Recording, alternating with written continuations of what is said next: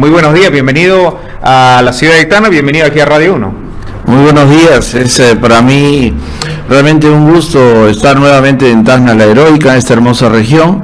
Nosotros venimos realizando nuestro sexto desplazamiento a nivel nacional en un sexto año distinto, dando a conocer a la ciudadanía que el Partido Patriótico del Perú va a cumplir 8 años desde su fundación, el 28 de julio del presente año, y es la primera organización política de alcance nacional inscrita de todas las que están presentes en el escenario nacional, políticamente hablando.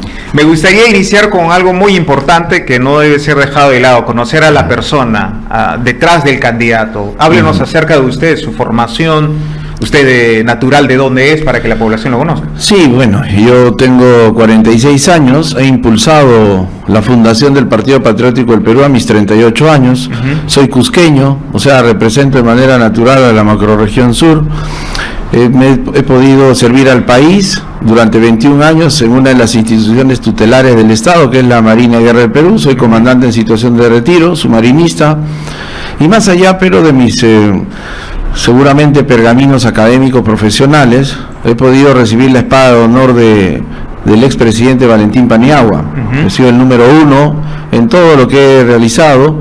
Soy ingeniero de la UNI, doctor en Derecho, hablo 6 idiomas, entre otras cosas, pero más allá, soy un ciudadano muy comprometido con los intereses de la patria.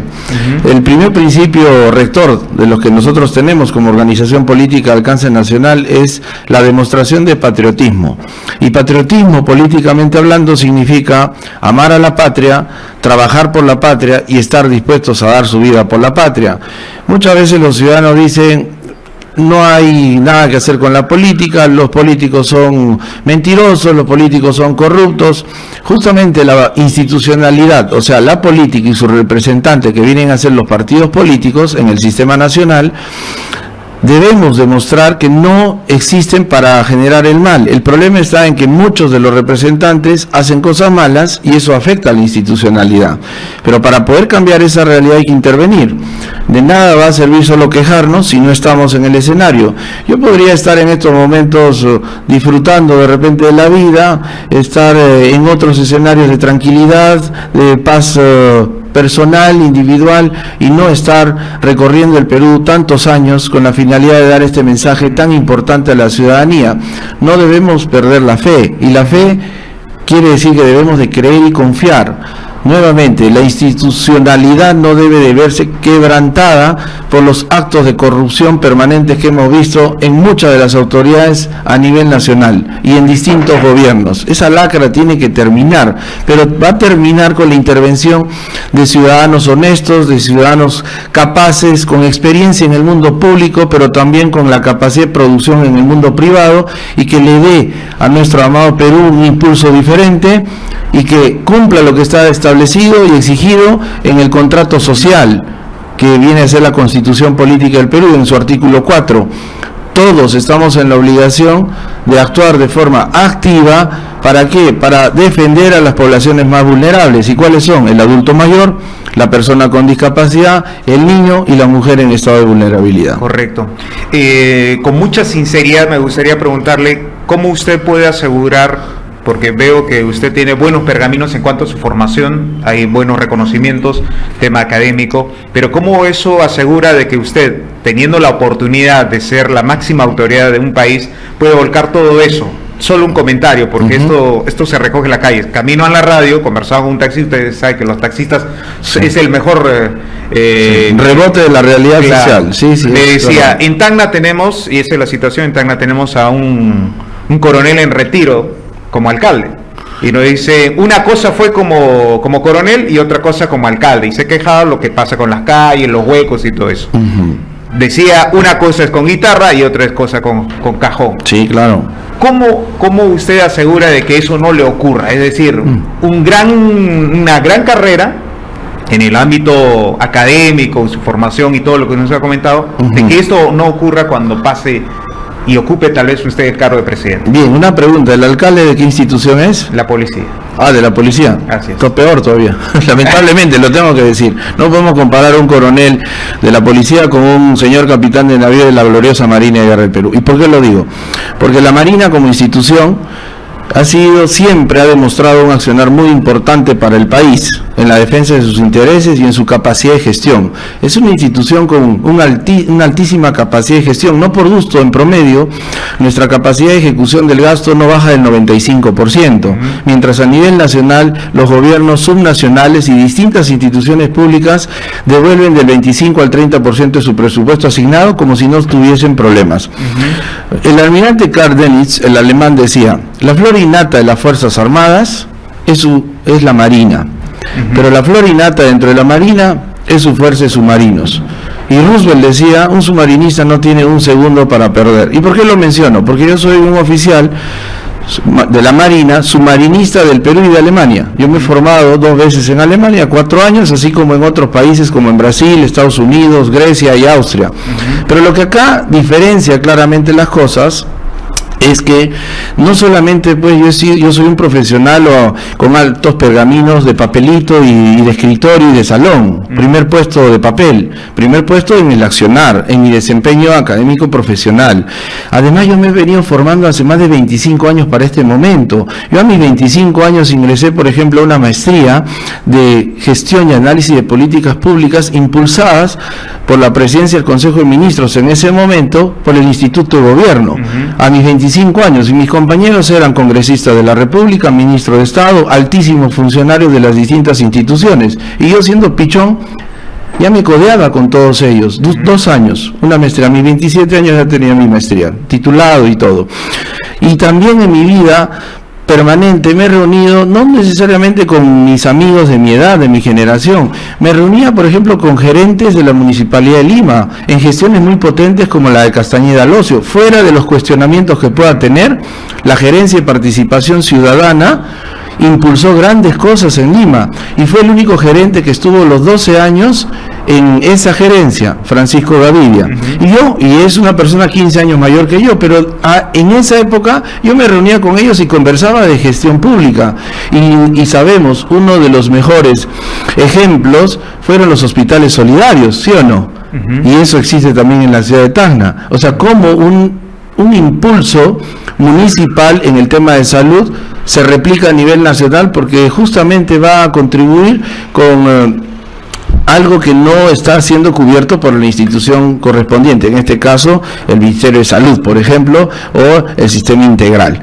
Esas políticas públicas impulsadas a nivel municipal, local, pero bien pensadas y bien ejecutadas, ¿cómo se pueden replicar a nivel nacional? ¿Por qué? Porque tiene resultados pues buenos, ¿no? Entonces no es que yo sea un oficial que solamente ha estado en su burbuja institucional, yo me he preparado. Por eso dije un mandatario, y el mandatario es el primer empleado público, ojo, por eso se llama al presidente el primer mandatario, o sea, el primer empleado. ¿Y quiénes son nuestros jefes? Es el pueblo, que es el mandante. Yo siempre decía, el mandatario debe ser una persona preparada en varias áreas del conocimiento. Una de ellas es el tema legal. Por el tema legal vemos cómo muchas veces se meten en problemas y uno tiene que estar también capacitado para eso, porque si no podría cometer un delito, artículo 377 del Código Penal, por omisión de funciones.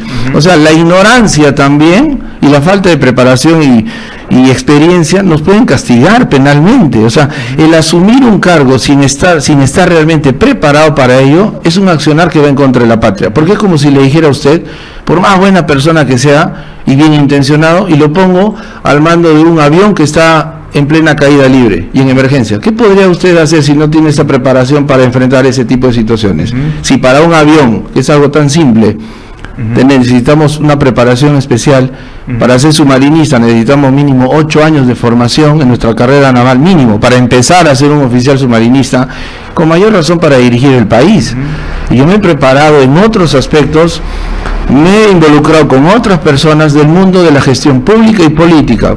Por eso le mencionaba, hice a mis 27 años, tenía ya mi maestría en gestión y análisis de políticas públicas. Y hablando de eso, porque eso está en el contexto, nosotros hemos tenido no solamente los gobiernos locales, regionales, sino también a nivel nacional, una lluvia de candidatos, muchos de ellos aventureros o caudillistas, que puedan tal vez tener algún tipo de arraigo en el ámbito de diversos áreas, o como los hemos tenido algunos presidentes en el tema de los sindicatos, pero otra cosa es estar en el gobierno. Sí. Quisiera hablar un poco acerca del partido al cual usted justamente representa, porque también un tema es que esto se convierte en vientre de alquiler. Y usted ha visto, y creo que todos hemos sabido, que a estas alturas todavía hay candidatos que dicen que están negociando con sus partidos para ver si es que lo dejan ser ellos o ser lo que el partido quiere. Y ni siquiera son sus partidos, ¿no? Exactamente. Hablemos del partido del cual usted representa. Sí, bien, gracias por plantear esa pregunta, porque es extremadamente importante para el fortalecimiento de las organizaciones políticas.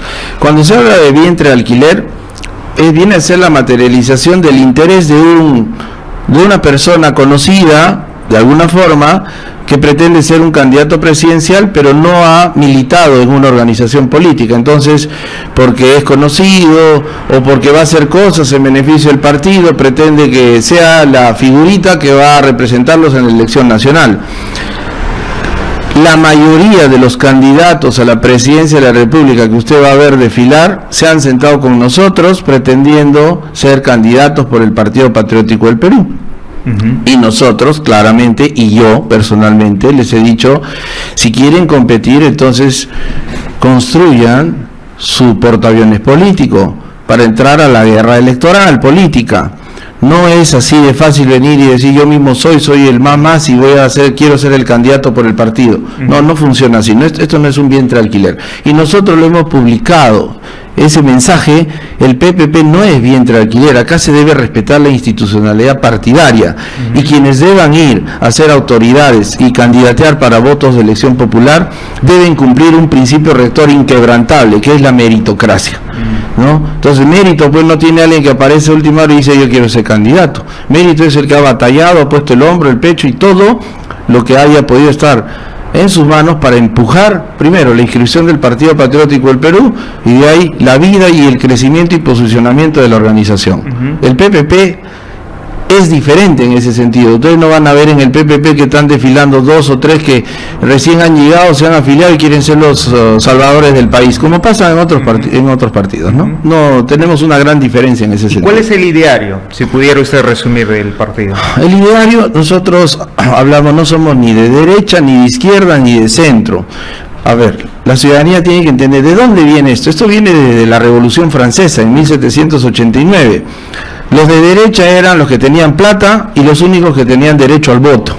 Los de la izquierda era el pueblo trabajador que no tenía derecho al voto. Y los del centro eran denominados no partidistas, los que no estaban de acuerdo ni con uno ni con otros. Pero eso ya es arcaico, anacrónico, fuera del tiempo, ¿no? Acá lo que se necesita es ser prácticos. Y el Perú necesita elevar enormemente su producción. Por eso nosotros hablamos de cuál es la ideología del partido. No es de derecha, ni de izquierda, ni de centro, es patriótica. ¿Y qué significa patriotismo políticamente hablando? Incrementar enormemente la producción nacional, sobre todo impulsando los micro y pequeños emprendedores del Perú que están abandonados permanentemente, activando todos los sectores altamente y con altísima capacidad de producción como el forestal, el agrario, el minero, el pesquero, el marítimo portuario, el energético, y así sucesivamente, que están dando a mínimas revoluciones, porque no tenemos autoridades en el Congreso que tengan ese tipo de experiencia en esos sectores productivos. El Congreso debe impulsar y debe tener comisiones, no de esos vagonetas para estar investigando, eso no sirve para nada. Lo que se necesita es comisiones de impulso de estos sectores productivos, y no tenemos congresistas con esa experiencia.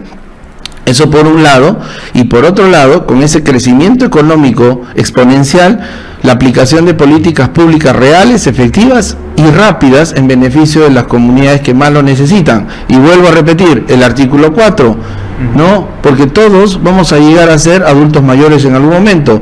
Todos tenemos en nuestro entorno a niños o personas con discapacidad, o también mujeres que están en un estado de vulnerabilidad, desde que son madres solteras, por ejemplo, y es una situación especial. Y el país debe impulsar políticas públicas que protejan todo eso, porque el niño es quien finalmente debe ser nuestra mayor protección, porque va a ser el futuro ciudadano que debe entrar al sector productivo y de liderazgo de nuestro país. Ya que hablamos de producción, ¿es suficiente con instaurar las políticas o es que el gobierno debería tener una mayor participación en la cadena productiva? Mire, el gran problema no solamente tiene que ser la implementación de las políticas en el sentido del papelito aguanta todo. El Perú es un país extremadamente formalista en el papel.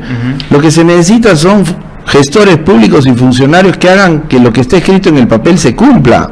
A ver, desde el gobierno de Velasco se exige que el sistema de justicia cumpla con tener representantes y funcionarios que hablen el runasimi, el quechua, para poder atender en esa época a muchos más millones de quechohablantes. Actualmente son casi 4 millones. Pregunta, ¿eso se ha ejecutado? ¿Se ha cumplido? No, y no pasa nada. Hablamos de la ley que protege e impulsa puestos laborales para la persona con discapacidad, y la persona con discapacidad es el 10% en el Perú, o sea, 3 millones de peruanos sufren alguna discapacidad. Eso exige, la ley exige que de cada 100 trabajadores en la administración pública, 5 estén reservados para personas con discapacidad, y en el mundo privado 3. O sea, en una gran empresa de cada 100 trabajadores deberían haber 3 con personas con discapacidad reservados. Pregunta, ¿alguien cumple eso? No cumple nada. ¿Y dónde está el Congreso, que tiene la función de fiscalización también, esos congresistas? Están pensando en viajar para hacer campaña para que para ser elegidos y hacer nada, y hacer porquería y media con las leyes que están aprobando. No, o sea, basta ya de tanto papelito, ¿no? El papelito aguanta todo. Lo que se necesita es acción práctica, pero esa acción práctica se va a ejecutar con partidos políticos que sepan producir, que sepan controlar y que sepan castigar también. Correcto. Y hablando un poco acerca del Congreso de la República y de los partidos, se ha visto que muchos, de la misma manera, candidatos al Congreso llegan a ocupar los cargos a través de un partido, pero una vez que ingresan en su labor del Congreso de la República, se olvidan de su partido, se olvidan de la bancada, forman su propia agrupación parlamentaria. Correcto. ¿Cómo corregir eso desde el partido? Porque imagino que usted también va a proponer candidatos, no solamente aquí en Tacna, sino a nivel nacional, candidatos ahora a la bicameralidad que tenemos. Sí, y no solamente es un tema de querer, sino es una obligación, es parte de lo que se tiene que cumplir en el proceso electoral. Lo que usted ha mencionado es uno de los temas cancerígenos a nivel político partidario, ¿no? No está bien que se permita que un congresista diga que ha sido elegido gracias a una plataforma política, y llegue al Congreso y diga, no, que por mi conciencia doy un paso al costado y yo armo una agrupación con un hombre que no sirve para nada, porque no existen en la realidad, ¿no es cierto? Son bancadas que existen, pero no tienen ningún soporte político partidario. Entonces, ¿qué debería hacer porque se supone que si usted, por ejemplo, postula como un ciudadano que quiere hacer lo mejor y quiera dar, más allá de si está bien preparado o no, no estamos hablando de eso, simplemente el tema de la postulación y la oportunidad que tiene de ir en una plataforma política, en un partido. Su obligación es conocer el ideario del partido, su obligación es saber quién es el líder del partido, su obligación es ver claramente quién es el candidato presidencial, y no como la que está sentada en Palacio de Gobierno, ahorita está en Francia, ¿no es cierto?, que cuando asumió el mando, ¿qué cosa dijo? Que no había leído y no conocía el ideario de Perú Libre.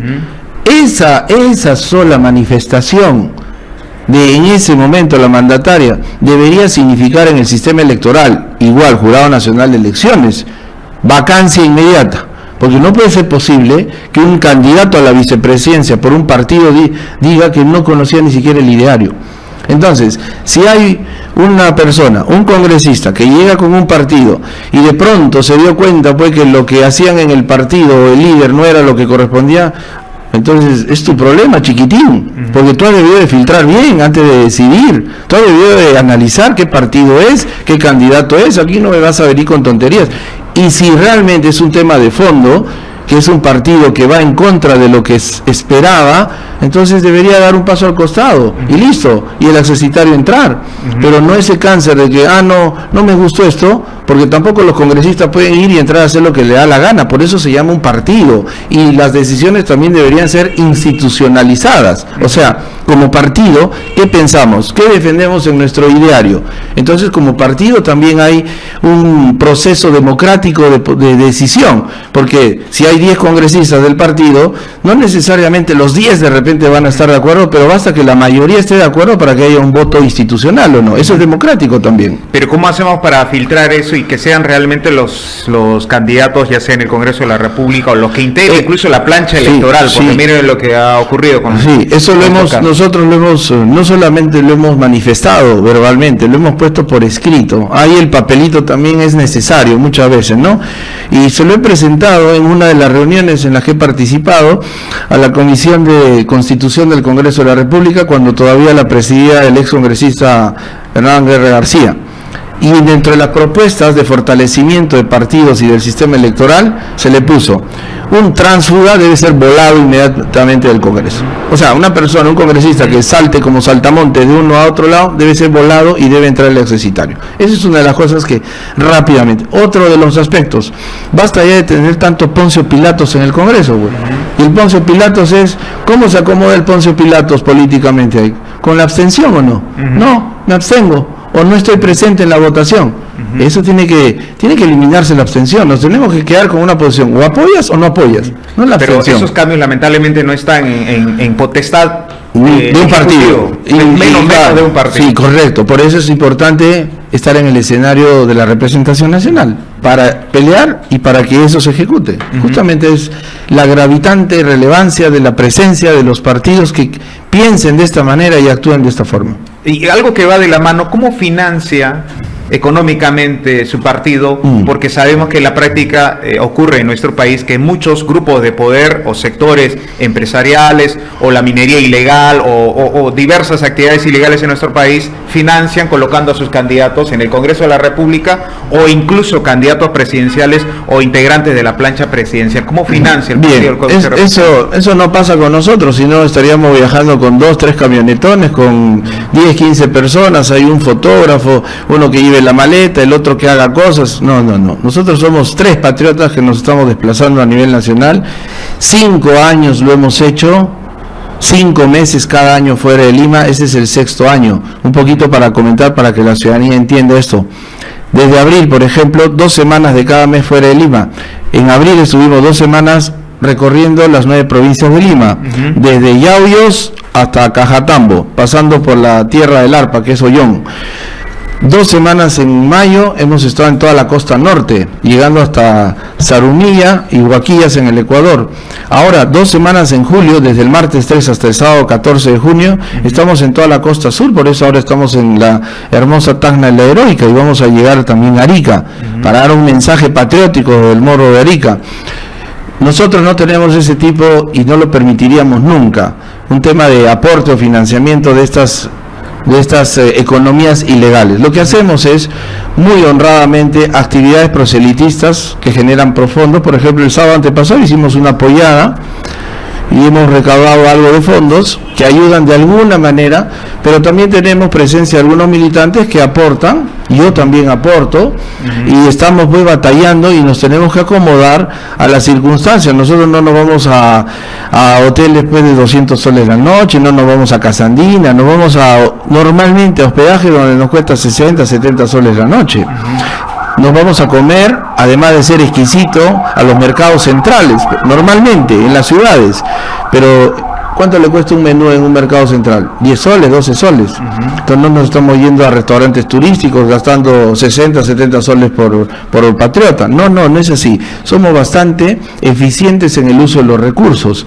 Somos bastante mesurados en ese sentido, y todo lo que nosotros estamos utilizando en todo este proceso, desde la inscripción del partido hasta los años de vida desde que esté inscrito, o sea, el 2022, somos el primer partido inscrito de todos, lo hemos informado como corresponde a OMPE mediante el sistema Claridad que ellos manejan, y hemos sido los únicos que hemos presentado nuestra rendición de cuentas en el mes de enero de todos los gastos del año anterior, cuando la reglamentación de OMPE nos permite hacerlo hasta el 30 de junio del siguiente año.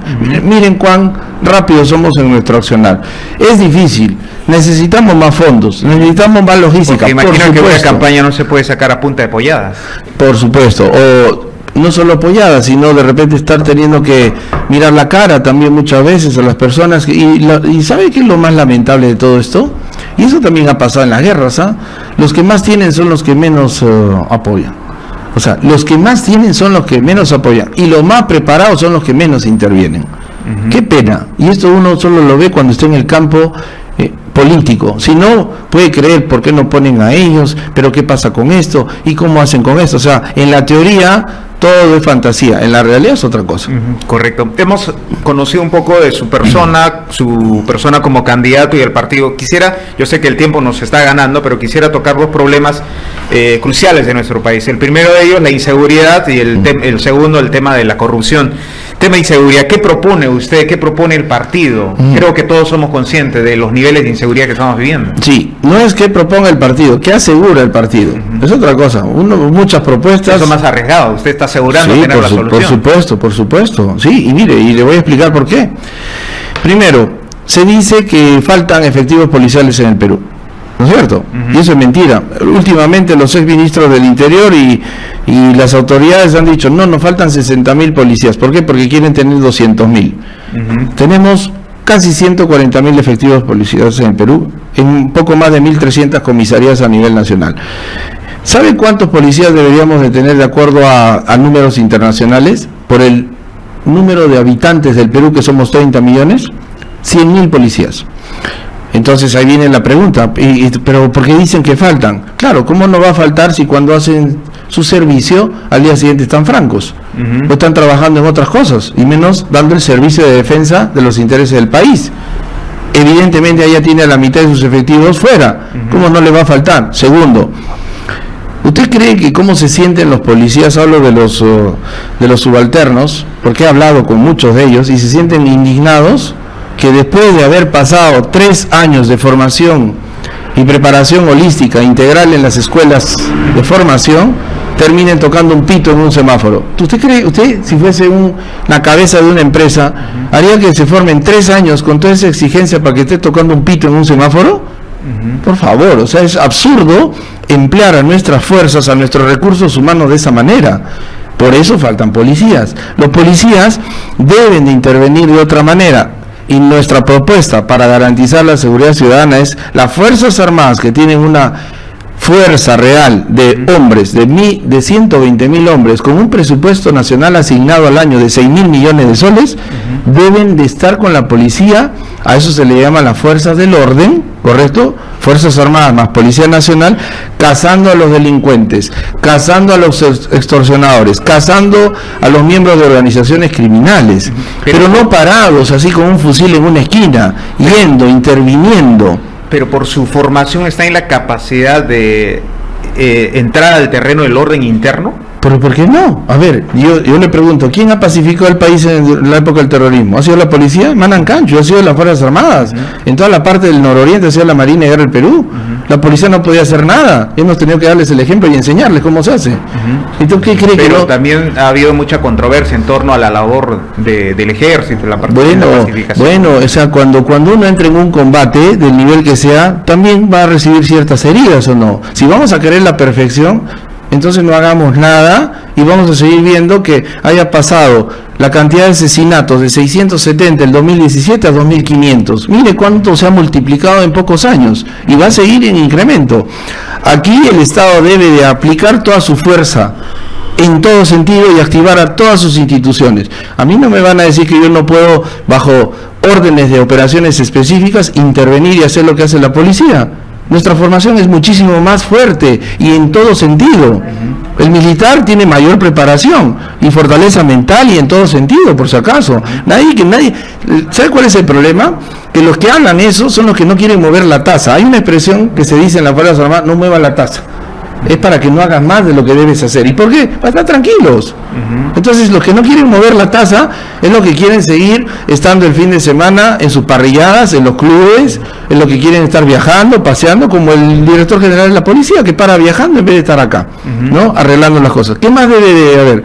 Los comisarios deben de actuar, y esa es una política, por eso nosotros decimos en el ideario del partido, a este monstruo llamado Estado, que maneja 19 ministerios, 3 poderes del Estado, muchos organismos autónomos constitucionales y 250.000 millones de soles de presupuesto el año 2025, se le debe inyectar que el accionar, el espíritu y la sangre de un emprendedor que sí sabe producir, que sí cuida sus recursos, que sí cuida y protege su pequeño presupuesto para hacerlo producir y hacerlo rentable. Eso es lo que le falta al Estado y eso es lo que nosotros estamos impulsando y asegurando que podemos lograr. Entonces un comisario debe verse como un gerente de seguridad de una mega empresa.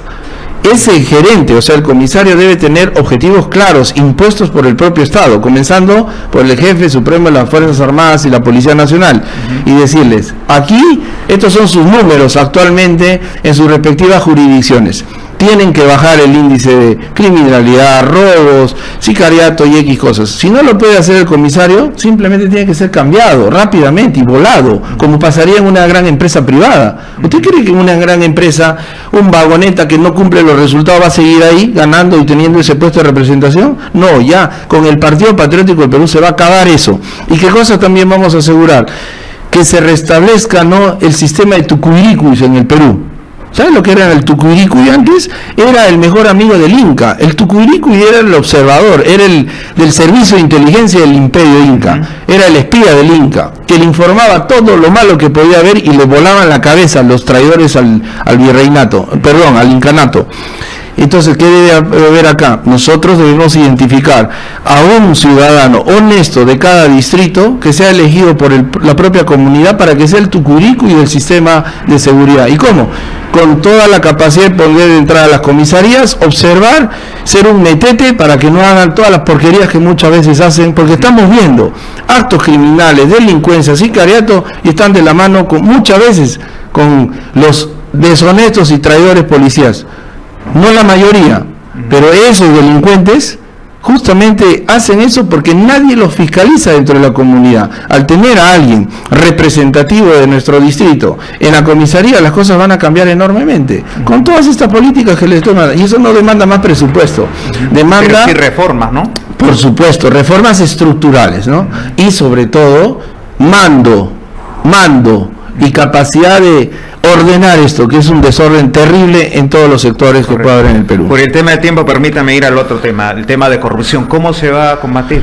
Desde las esferas más altas hasta el ejemplo que usted puso, colocar un personal que esté en la comisaría fiscalizando. ¿Cómo evitar que la corrupción llegue a ese tipo de personas hasta las principales autoridades que tenemos? Miren, en primer lugar, cuando un gobierno, un Estado, impulsa políticas públicas donde dentro de las variables hay aspectos negativos, definitivamente eso no va a tener resultado. ¿A qué me refiero? El sistema, actualmente hablando, simplemente deja en el aire aquel servidor público o funcionario público que denuncia un acto de corrupción. Y el sistema está diseñado para que esa institución donde se ha presentado la denuncia aplasten a este funcionario y no pase nada. Lo que el Estado debe hacer es, con una política pública real y desde el más alto nivel, primero, aquel servidor público que denuncie un acto de corrupción que evidentemente va a ir en contra de la institución del Estado y de los derechos de los ciudadanos, el Estado inmediatamente con esa política pública debería proteger al servidor público, intocable a partir de ese momento. Segundo, ascenderlo. ¿Por qué? Porque hay una carrera, debe haber una carrera, ¿no es cierto?, en el servicio civil, en el servicio dentro del Estado. Y premiarlo económicamente. Porque ¿qué es preferible? ¿Que se levanten 24.000 millones de soles en acto de corrupción? ¿O que pueda darle un bono por un accionar patriótico a ese ciudadano que está desprotegido actualmente? Por eso es protegerlo. Protegerlo en primer lugar, que no se le pueda tocar dentro de la institución. Así de simple es, porque el que lucha contra la corrupción, el sistema que actúa como un cáncer lo va a atacar y lo va simplemente lo va a alejar de la institución. Y finalmente va a ser sacrificado. ¿De cómo o qué tipo de protección? No, la SUNAFIL es una institución que lo que hace es perseguir a los emprendedores en el Perú. Ese es otro tema, ¿no? Que le busca la falta. ¿Y a quiénes busca? A los formales. Y los informales O sea, aquí atacan al que hace mejor las cosas. No puede ser posible. No con eso estamos diciendo que tengan que atacar a los informales. El Partido Patriótico del Perú va a tener políticas públicas de formalización muy potentes, que en su momento en los debates nacionales lo voy a explicar. No ahorita. ¿Saben por qué? Porque lo lanzo, como ya están copiando muchas cosas, lo van a repetir los que tienen ahí acceso a la prensa nacional desde la capital. Por eso lo voy a decir. El tema de la formalización y algunos detalles interesantes de alta potencia en los debates nacionales para que no puedan ser copiones, ¿no? Y digan que fueron ideas suyas. No, el Partido Patriótico del Perú tiene propuestas muy interesantes. Aparte de eso, nosotros tenemos 40 objetivos plasmados en el ideario del partido. Uno de ellos es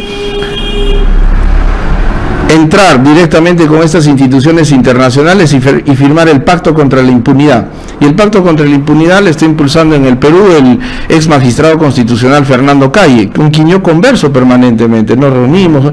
¿Y qué cosa es eso? El pacto contra la impunidad con estas organizaciones internacionales permitiría que vengan y fiscalicen a todas las altas autoridades y funcionarios que ha tenido el Estado en los últimos 10 años, y nosotros lo ampliaríamos a los 20 años. ¿Para qué? Ahí descubriríamos rápidamente cómo, por ejemplo, altas autoridades tienen casas de campo, tienen casas de playa, tienen cuentas bancarias en distintos países y no pasó nada. ¿Cómo podrían tener todo eso de repente ganando 10.000 soles mensuales?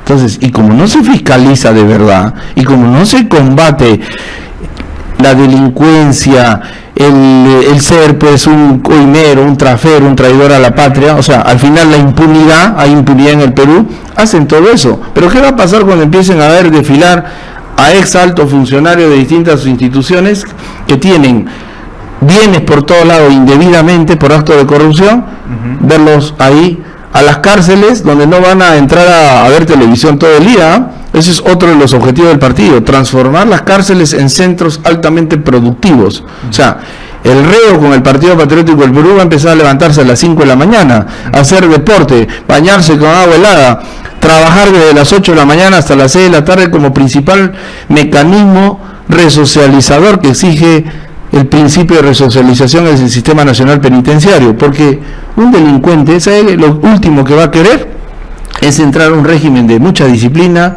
mucho trabajo, porque el delincuente es alguien que quiere tener el dinero fácil, mal habido, y a través pues de actos ilícitos y malos hábitos, ¿no? Ya que usted habla de penales, ¿qué haría con Chayapalca?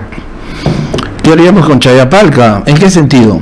Con el funcionamiento del penal de Chayapalca. Bueno, todos los penales tienen que mejorar en ese sentido, y también las autoridades subnacionales tienen que entender, porque hay una propuesta que he leído ahí para que implementen una cárcel también en la ciudad de Puno, que se incremente su capacidad para tener más reos. No se trata solo de tenerlos en condiciones extremas a los reos, no solo es eso. Lo más importante es que su accionar sea resocializado, y la resocialización define 3 elementos importantes. Primero, la reeducación, la rehabilitación y la reinserción del penado en la sociedad. Y no hay mejor mecanismo rehabilitador que el del trabajo, que es un deber. En este caso, sobre todo, es un deber. No puede ser posible que los reos estén comiendo rico, ¿no? Con la plata que usted produce, con la que yo produzco, o con los televidentes que nos están viendo. Seamos formales o informales, estamos moviendo la economía. Porque al que llaman informal muchas veces, como esa persona que está yendo y está vendiendo, por ejemplo, un chocolatito caliente, un café caliente con un sándwich, o sus chicles Adams, o su gaseosa Coca-Cola, o la que sea, ellos ya pagaron impuestos indirectamente. ¿O acaso ellos han preparado la Coca-Cola en un río? No, han comprado de los distribuidores, quienes sí pagan impuestos. Entonces es un pago de impuesto indirecto. Están moviendo la economía. El micro y pequeño emprendedor en el Perú mueven el 40% de la economía nacional. Ojo, la minería solo mueve el 10% del Producto Bruto Interno. El micro y pequeño emprendedor, que son 8 millones de peruanos, que generan 12 millones de puestos de trabajo, mueven el 40% de la economía nacional. Eso significa actualmente 100 estamos hablando de 700.000, estamos hablando de prácticamente 200.000 millones de soles de producción en bienes y servicios. Ya que usted habla de economía y es una pregunta final, ¿está de acuerdo con que se realice la inversión extranjera dentro de los 50 kilómetros? No lo decimos únicamente por Tacna. Usted sabe que constitucionalmente hay algunas restricciones. Así es. En ese caso, nuevamente, aquí, principios rectores, número 7.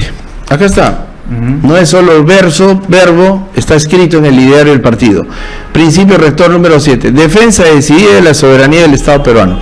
Y al hablar de soberanía es, el Partido Patriótico del Perú va a revertir situaciones que han generado agravio en los intereses nacionales. Y es imposible que hagan inversiones, porque eso está normado y eso está en la ley, ¿no? Que no puedan haber inversiones en esa extensión territorial en las fronteras. Y tampoco tienen por qué haber que se permita en la ley que inversiones de capital muy grandes compren territorio nacional. Porque si eso permitimos, podría venir China y comprarse todo el Perú y no nos damos cuenta. ¿Es la verdad o no? O sea, debe haber restricciones. Una cosa es que puedan venir e invertir y en los territorios que corresponda, por ejemplo, el tema de agroexportador, evidentemente necesitan campos de cultivo, valles especiales, inviertan, porque la inversión genera puestos de trabajo, genera producción nacional, debe generar esa producción nacional, económicamente hablando, desarrollo nacional. No tiene sentido tener el segundo mar más rico del mundo y la primera cuota de pesca a nivel mundial con un 7% de lo que se pesca, casi 5 millones de toneladas de pescado en el Perú, pero que esas grandes ganancias no se reinyecten en la economía nacional. Es como si no tuviésemos ese sector altamente productivo, porque la mayoría de las pesqueras industriales son pues de capitales extranjeros. Aún más cuando en Tacna, por ejemplo, tenemos escasas millas por el tema del recorte en lo que ha decidido el Tribunal Internacional de La Haya. Sí, correcto. Le agradezco mucho su visita, yo sé que hay muchos temas por hablar, pero esperemos tener la oportunidad más adelante de poder conversar. No sé si ustedes tienen algunas actividades aquí en Tacna, alguna convocatoria que realizar. Estamos nosotros visitando nuestros comités provinciales. Hemos llegado desde la provincia de Mariscal Nieto de Moquegua y hemos estado también en el puerto y la provincia de Hilo, donde también tenemos un comité. Ahora estamos en la hermosa región Tacna. Vamos a visitar, como le mencionaba, también Arica como una demostración de ese amor a la patria por el gran significado. Acabamos de tener el Día de la Bandera, ¿no es cierto? Arica, el Morro de Arica, vamos a estar ahí para dar un mensaje patriótico. Estamos recorriendo todo el Perú. Yo le pido a la ciudadanía que no pierda la fe en la institucionalidad partidaria, porque dándole la espalda a los partidos políticos o a los futuros candidatos no vamos a lograr nada. Si la solución fuese todos le damos la espalda y viene un presidente de Marte o de Júpiter, bueno, yo también haría lo mismo. Pero no va a pasar eso. Sí o sí va a tener que nacer un presidente de un partido, congresistas de la República, diputados y senadores de partidos políticos. Entonces los ciudadanos debemos entender que esas autoridades van a ser elegidas gracias a nuestro voto, no el voto de los demás. Nosotros debemos ser conscientes y ser influyentes también en los demás para que votemos por las mejores propuestas, que sean viables, que tengan experiencia y que se pueda eso visualizar en el futuro como algo realizable. Por un Perú productivo, próspero y potente. Las 3 P's, el único símbolo partidario de color blanco y negro.